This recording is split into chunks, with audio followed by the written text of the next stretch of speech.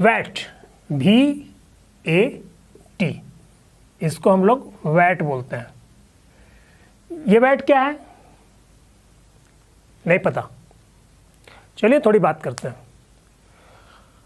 हम पहले जाते थे बाजार कोई वस्तु खरीदने, तो दुकानदार हमको उसका मूल्य बताता था कि ये वस्तु इतने में आपको मिलेगी। फिर जब हम तय कर लेते थे कि ये वस्तु मुझे खरीद लेनी है, तो दुकानदार उस पर एक अलग से टैक्स ऐड कर लेता था। टैक्स की दर होती थी 5%, 10%, इस तरह से कुछ टैक्स की दर निर्धारित थी। वो विक्रय मूल्य में उसको जोड़ लेता था और जो राशि आती थी वही राशि हमसे वो लेता था। तो ये वैट कहलाता था। ये जो अतिरिक्त राशि ली जाती थी 5%, 7%, 4% इस तरह के रूप में, ये वैट की राशि कहलाती थी। इनफैक्ट वैट, VAT का फुल फॉर्म क्या है? एक एब्रीविएशन है।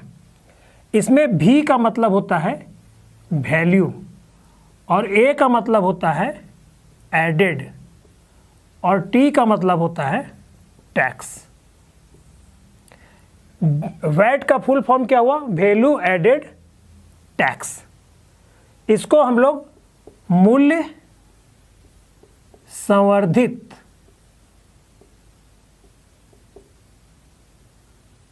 कर बोलते हैं। वैल्यू एडेड टैक्स, मूल्य संवर्धित कर। ये कर वस्तु के विक्रय मूल्य पर दुकानदार द्वारा जोड़ा जाता था और फिर उस कर को विक्रय मूल्य में जोड़कर पूरी राशि हमसे ली जाती थी। तो ये वैट कौन लगाता था? ये जो अतिरिक्त राशि वैट के रूप में हमसे ली जाती थी, ये राशि किसके पास जाती थी? ये दुकानदार नहीं रखता था, ये सरकार, दुकानदार हमसे लेता था और वो सरकार को दे दिया करता था। वैट जो है राज्य सरकारों के पास जाती थी, वैट की जो राशि होती थी। तो समय के साथ साथ क्या परिवर्तन आया, इसको थोड़ा समझें हम। ये जो वैट था ना, ये राज्य सरकारों के पास जाती थी, और इसका मतलब ये था कि हर राज्य सरकार, भारत में बहुत से राज्य हैं, हर राज्य सरकार वस्तु पे अलग अलग दर से वैट निर्धारित करती थी। जैसे मान लीजिए हमारे राज्य में 5% किसी चीज़ पे निर्धारित है, तो किसी दूसरे राज्य में 7% है। तो इससे क्या होता था कि एक ही वस्तु का मूल्य राज्यों के अलग अलग होने से उनका मूल्य भी अलग अलग हो जाता था, क्योंकि वैट की राशि अलग अलग थी। तो इससे पूरे देश में वस्तुओं की कीमत राज्यों के हिसाब से अलग हो जाती थी। तो बात यह हुई कि क्यों ना कोई ऐसा मेथड लाया जाए, कोई ऐसा मैकेनिज्म अपनाया जाए कि भारत देश में, हमारे पूरे देश में एक वस्तु की कीमत, चाहे आप देश के किसी कोने में चले जाएं, एक ही हो। तो ऐसा करने के लिए केंद्र सरकार के इनिशिएटिव के द्वारा एक लाई गई नई प्रणाली, जिसको हम लोग GST के रूप में जानते हैं। आप GST का नाम जरूर सुने हो, क्योंकि अभी यही लागू है। GST का फुल, यह भी एक एब्रीविएशन है, और इसका फुल फॉर्म है G से गुड्स, S से सर्विस और T से tax, goods and service tax. इसको गुड्स मतलब वस्तु, गुड्स मतलब वस्तु, और सर्विस मतलब सेवा कर। तो ये जो GST है, ये केंद्र सरकार द्वारा ली जाती है, और बाद में राज्य सरकारों को भी उनका हिस्सा इससे दिया जाता है। ये दर अभी वर्तमान में 5%, 12%, 18%, 28% इस तरह से निर्धारित है, और समय समय पे केंद्र सरकार इस पे परिवर्तन करती है। तो इससे क्या फ़ायदा हुआ? वैट से जो वस्तुओं के मूल्य में राज्यों के अलग होने से भिन्नता आती थी, वो भिन्नता समाप्त हो गई, और GST के आने से अब पूरे देश में किसी वस्तु की कीमत एक समान मिलती है। तो वैट और GST पे आज हम प्रश्नों को लेंगे और हल करेंगे कि कैसे वैट या GST का इस्तेमाल होता है, और दुकानदार कैसे ये कर हमसे असूल कर सरकारों को देता है। ठीक है, चलिए एक प्रश्न लेते हैं और देखते हैं कि पहले वैट की राशि की गणना किस प्रकार की जाती थी, और उससे कैसे जोड़कर वस्तु का मूल्य निर्धारित किया जाता था। आइए एक सवाल लेते हैं। सवाल है, किसी दुकान पर एक चांदी के सिक्के का मूल्य रुपये 350 था, वैट की दर 12% थी, बिल की देय राशि क्या थी? स्पष्ट है, सिक्के का मूल्य कितना था? रुपये 350 और वैट की दर क्या थी? 12%। तो पहले हम निकालेंगे वैट की राशि। वैट की राशि, वैट की दर है 12%। वैट की दर कितनी है? 12%। तो वैट की राशि कितना हो जाएगा? कितना का 12%? रुपये 350 का 12%। तो हम इसको हल कर सकते हैं ऐसे, का मतलब गुना 12% मैंने 12/100।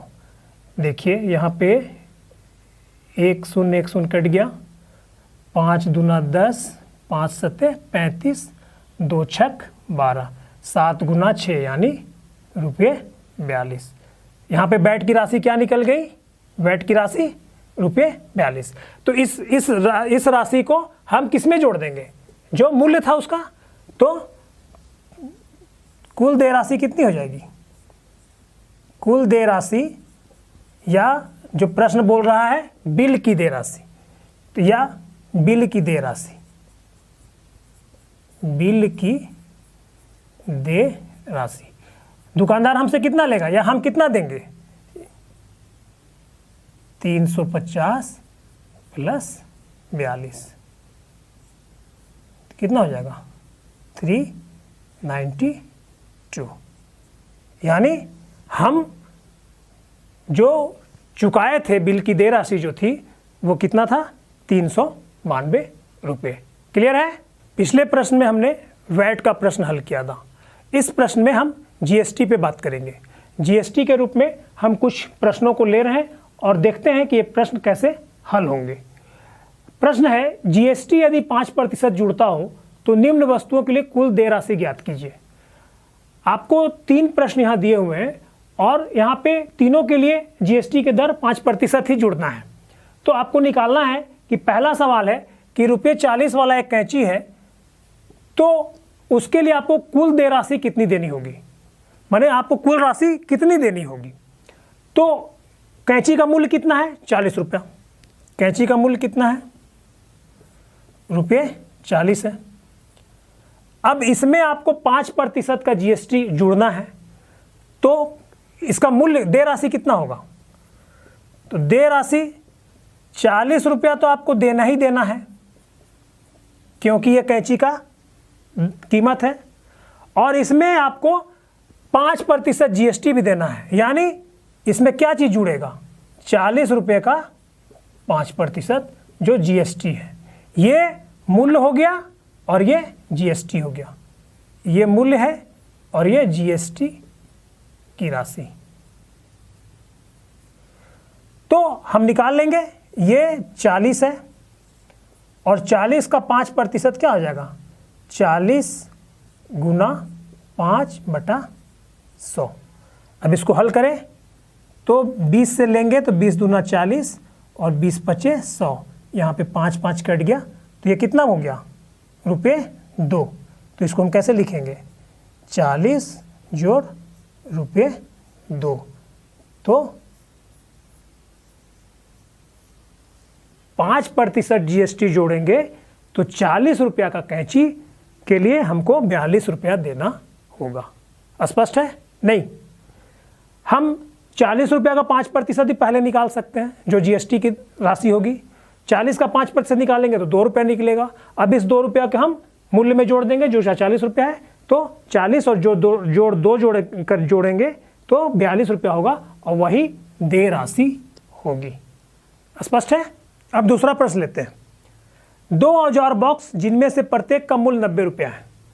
प्रोसेस वही होगा, पहला वाला प्रोसेस चलेगा। यहाँ पे थोड़ा सा अंतर है कि यहाँ पे एक कैंची का था निकालना, यहाँ पे 2 औजार बॉक्स है। तो 2 औजार बॉक्स, इसमें प्रत्येक का मूल्य है 90 रुपया। तो सबसे पहले हम क्या निकालेंगे? 2 औजार बॉक्स का मूल्य, चूंकि एक औजार बॉक्स का मूल्य कितना है? 90 रुपया, तो 2 औजार बॉक्स का मूल्य कितना हो जाएगा? रुपये 120। 180। अब हम इसमें इस राशि का 5% GST जुड़ेगा, तो देय राशि क्या हो जाएगी? रुपये 180 जोड़ रुपये 180 का 5%, ये दोनों औजार बॉक्स का मूल्य हो गया और ये GST हो गया। तब इसको निकालेंगे तो क्या आएगा? रुपये 180 जोड़ रुपये 180 का 5/100। यहाँ पे हम हल कर देते हैं। यहाँ पे तो यहाँ पे देखिए 20 से काटेंगे तो 20 25 100 और 20 9 180, 5 5 गया, तो यहाँ क्या आ गया? रुपये 180 और यहाँ क्या आया? रुपये 9। तो जोड़ों को जोड़ेंगे तो कितना आएगा? 189, यानी 189 रुपये। 2 औजार बॉक्स जिनमें से प्रत्येक का मूल्य 90 रुपया है। हमने क्या किया कि 2 औजार बॉक्स का मूल्य निकाल लिया। चूंकि एक का मूल्य 90 रुपया है तो 2 का कितना होगा? 2 गुना 90 180 रुपया। अब हमको देय राशि निकालनी है, तो देय राशि क्या होगा? 180 रुपये जोड़ 180 रुपये का 5% निकालेंगे, हल करेंगे तो 180 का 5% कितना हुआ? 9 रुपये। अब इस 9 रुपये को हम मूल्य में जोड़ेंगे तो ये हमारी देय राशि कितनी आ जाएगी? 189, यानी 189 रुपये। यानी 2 औजार बॉक्स के लिए मुझे 189 रुपये देने होंगे। चलिए अब तीसरे प्रश्न की ओर बढ़ते हैं। क्या तीसरा प्रश्न भी दूसरे प्रश्न की तरह है। यहाँ 2 औजार का था, हम प्रत्येक का मूल्य दिया हुआ था, हमने 2 का मूल्य निकाला, फिर उसमें 5% GST जोड़ दिया। यहाँ पे 5 कॉपियों का मूल्य निकालना होगा क्योंकि प्रत्येक का मूल्य 45 रुपये है। तो हम पहले 5 कॉपियों का मूल्य निकाल लेते हैं। 5 कॉपियों का मूल्य, एक का 45 रुपये है, तो 5 का क्या हो जाएगा? रुपये 225। तो देय राशि क्या होगा? हम उसी तरह जाएंगे, रुपये 225 जोड़ रुपये 225 का 5%। तो देखिए यहाँ पे ये कॉपियों का मूल्य हो गया और ये क्या हो गया? ये GST जुड़ रहा है। तो यहाँ पे क्या होगा? रुपये 225 जोड़ रुपये 225 का 5/100। अब हम इसको काट दे रहे हैं। 25 चौका 100 और 25 9 225, तो ये हो जा रहा है हमारा 9 5 45/4। तो ये हो रहा है 225 जोड़ इसको करेंगे 4 1 का 4 4 1 का 4 4 10.25, यानी 11.25 रुपये। इसको जोड़ देंगे तो क्या आ जाएगा? 225 में 11 जोड़ेंगे तो 236.25, यानी हम 5 कॉपियों का जो मूल्य चुकाएंगे वो होगा 236 रुपये 25 पैसे। ठीक है, एक बार और समझा दूं। हमने क्या किया? सबसे पहले 5 कॉपियों का मूल्य निकाला, ये कितना आया? 225 रुपये। अब हमको देय राशि निकालना है, तो इस 225 रुपये में हम 225 का 5% GST ऐड करेंगे, तो क्या होगा? 225 जोड़ 225 का 5/100। ये 5% की राशि कितनी होगी? 45/4, यानी 11.25 रुपये, 11 रुपये 25 पैसे। अब इसको 225 में जोड़ेंगे तो आएगा 236 रुपये 25 पैसे, जो कि हमारी देय राशि होगी। क्लियर है? आइए बच्चों, अब हम एक दूसरे भाग में जाते हैं। आपने चक्रवृद्धि ब्याज का नाम सुना है? नहीं सुना? साधारण ब्याज का नाम सुना है? हाँ, साधारण ब्याज का नाम तो आपने सुना होगा। हम लोग कैसे इसको परिकलित करते थे? याद कीजिए, हम साधारण ब्याज कैसे निकालते थे? आपको याद है? वो मूलधन गुना समय गुना दर बटा 100। ये क्या है? ये चीज़ें कुछ दिमाग में आ रही है? चलिए, अगर दिमाग में नहीं आ रही है तो हम एक प्रश्न के माध्यम से आपको याद दिलाते हैं कि साधारण ब्याज क्या था। जब साधारण ब्याज पर हम एक पुनरावलोकन कर लेंगे, उसके बाद हम उसी को आधार बना के ये समझेंगे कि चक्रवृद्धि ब्याज क्या होता है। तो आइए पहले इस प्रश्न के द्वारा हम साधारण ब्याज के कंसेप्ट को फिर से याद करते हैं। आइए, प्रश्न क्या है? प्रश्न है रुपये 5,000 राशि 4% वार्षिक दर पर 3 वर्ष के लिए उधार ली जाती है। क्लियर है? एक राशि है रुपये 5,000 की, ठीक है, वो 4% वार्षिक दर पर, माने दर कितना है? 4% वार्षिक। कितने समय के लिए? 3 वर्ष के लिए उधार ली जाती है। यहाँ पे क्या क्या चीज़ हमको दिख रहा है? याद कीजिए, अभी मैंने थोड़ी देर पहले मूलधन, समय, दर की बात की थी। अब ये जो आंकड़ा दिया हुआ है इसमें आप बताएंगे कि मूलधन क्या है। याद कीजिए, मूलधन मतलब मूलधन, जो राशि उधार ली गई है उसको हम मूलधन बोल रहे हैं। यहाँ पे दर कितना प्रतिशत है? 4% है। और समय अगर हम पूछे तो कितने वर्ष के लिए उधार ली गई है? 3 वर्ष के लिए। तो इस प्रश्न के आधार पे हम मूलधन हमको प्राप्त होता है रुपये 5,000। दर कितना हम लोग पता किए? 4%। और समय 3 वर्ष। अब प्रश्न का अगला भाग कहता है कि इस राशि पर साधारण ब्याज, देखिए साधारण ब्याज तथा 3 वर्ष के अंत में भुगतान की जाने वाली राशि ज्ञात कीजिए। तो पहले हमको क्या निकालना है? साधारण ब्याज। अभी मैं आपसे पूछ रहा था कि साधारण ब्याज का फॉर्मूला क्या होता है, हम कैसे निकालते हैं। तो हमने बताया था कि मूलधन गुना दर गुना समय बटा 100 अगर हम करेंगे तो हमें साधारण ब्याज की राशि मिल जाएगी। देखिए, हम आपको याद दिलाते हैं, ये फॉर्मूला आप जैसे ही देखेंगे आपको याद आ जाएगा कि आपने इसे बनाया है ना? याद आ गया? बिल्कुल सही, इसको आपने पहले बनाया है पिछली कक्षा में। तो आइए हम साधारण ब्याज निकाल लेते हैं। मूलधन कितना है? 5,000 है। समय कितना है? 3 वर्ष है। दर कितना है? 4% है। ये देखिए 2 शून्य यहाँ कट गया। ये कितना? 50 दिया 150, 150 को 4 से गुना करेंगे तो 600, यानी साधारण ब्याज कितना हुआ? 600 रुपये। चलिए अब भुगतान की जाने वाली राशि निकाल लेते हैं। तो भुगतान की जाने वाली राशि हम कैसे निकालेंगे? जो मूलधन था उसमें हम इस ब्याज को जोड़ देंगे। तो मूलधन कितना था? मूलधन प्लस साधारण ब्याज, तो रुपये 5,000 जोड़ रुपये 600, तो जोड़ेंगे इसको तो क्या होगा? 5,600 रुपये। तो हमारा भुगतान की जाने वाली राशि क्या हुआ? मूलधन प्लस साधारण ब्याज 5,000 जोड़ 600, 5,600। ये भुगतान की जाने वाली राशि को हम लोग क्या कहते थे, याद है? ये मिश्रधन कहलाता था। हम लोग इस पर और चर्चा करेंगे, है ना? तो ये भुगतान की जाने वाली राशि भी 5,600। तो हमने ये देखा कि ये प्रश्न साधारण ब्याज पे आधारित था। साधारण ब्याज को हमने पहले भी समझ लिया था। अब समझना है कि साधारण ब्याज चक्रवृद्धि ब्याज से किस प्रकार जुड़ा हुआ है और चक्रवृद्धि ब्याज साधारण ब्याज से किस प्रकार अलग है और इसमें कौन सी प्रक्रिया अपनाई जाती है। आइए उसको देखते हैं। हमने देखा साधारण ब्याज वाला प्रश्न। अब चक्रवृद्धि ब्याज क्या है इसको समझते हैं। साधारण ब्याज में क्या हो रहा था? आपने देखा कि 3 वर्ष के लिए हमें निकालनी थी राशि, तो हमने सीधे फॉर्मूला में समय के जगह 3 वर्ष करके निकाल दिया। लेकिन चक्रवृद्धि ब्याज में ये चीज़ें होती हैं, लेकिन एक अलग तरीके से होती है।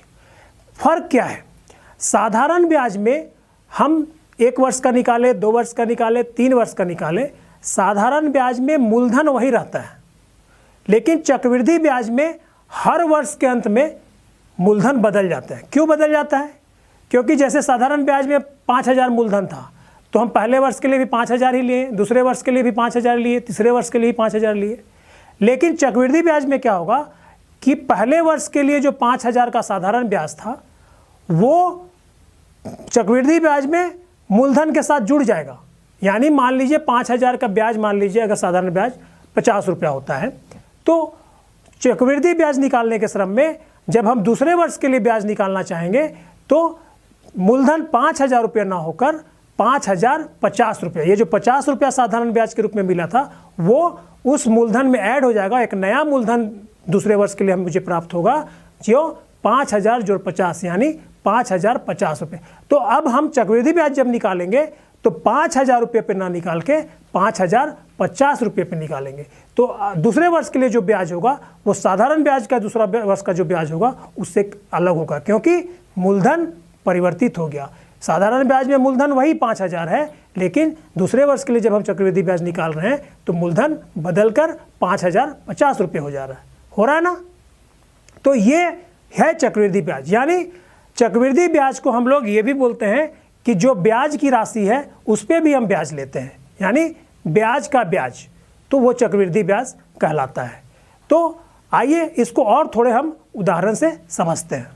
चलिए, अभी हमने जो चक्रवृद्धि ब्याज के बारे में बात की उसको हम एक उदाहरण से समझते हैं कि अगर मान लीजिए मूलधन 5,000 रुपये है, दर 4% है और समय 2 वर्ष है, तो हम साधारण ब्याज हमारा कितना आएगा और चक्रवृद्धि ब्याज कितना आएगा। इस फर्क को जब हम समझ जाएंगे तो हमें समझ में आ जाएगा कि साधारण ब्याज चक्रवृद्धि ब्याज से कैसे अलग है या चक्रवृद्धि ब्याज साधारण ब्याज से कैसे अलग है। तो यहाँ पे हम क्या करेंगे, हम एक ही साथ 2 वर्ष का नहीं निकालेंगे, हम एक एक वर्ष का निकालेंगे। पहले पहला वर्ष का निकालेंगे, फिर उसके बाद दूसरा वर्ष का निकालेंगे। तो साधारण ब्याज में हम क्या करते थे, मूलधन गुना समय गुना दर, जिसको हम लोग क्या बोलते थे, PRT। P मतलब मूलधन, R मतलब दर और T मतलब समय, PRT/100। तो पहले वर्ष में मूलधन कितना है 5,000, दर कितना है 4 और समय कितना है 1 वर्ष। चूँकि पहले वर्ष लिए हैं समय 1 वर्ष होगा। अब ये 100 है, तो देखिए ये कितना हुआ 200 रुपये। यानी साधारण ब्याज को हम लोग सिंपल इंटरेस्ट बोलते हैं, SI। तो ये कितना होगा 200 रुपये हो गया। अब दूसरे वर्ष के लिए हम निकालेंगे तो ये भी PRT/100 होगा और ये 5,000 गुना 4 गुना 1/100 होगा। तो ये भी रुपये 200 होगा, सिंपल इंटरेस्ट यानी साधारण ब्याज। अब ये हुआ साधारण ब्याज निकल गया।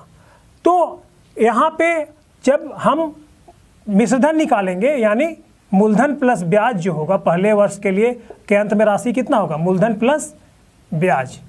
तो ये हो रहा है 5,000 जोड़ 200, कितना हो गया 5,200 रुपया, है ना। अब यहाँ पे दूसरे वर्ष के अंत में क्या हो जाएगी राशि, 5200 थी पहले वर्ष के अंत में और फिर 200 रुपया ब्याज मिला, तो दूसरे वर्ष के अंत में हो जाएगा ये राशि 5,400 रुपये। ये साधारण ब्याज पे हम पहले वर्ष का और दूसरे वर्ष का निकाले। अब आते हैं चक्रवृद्धि ब्याज में। चक्रवृद्धि ब्याज में भी हम वही होगा, यहाँ पे PRT/100। P कितना है 5,000, R कितना है 4, समय 1 है। यहाँ भी देखिए 50 चौका 200 रुपया। यहाँ भी चक्रवृद्धि ब्याज में भी पहले वर्ष के लिए 200 रुपया ही ब्याज हुआ। तो यहाँ पे पहले वर्ष के अंत में राशि क्या होगी,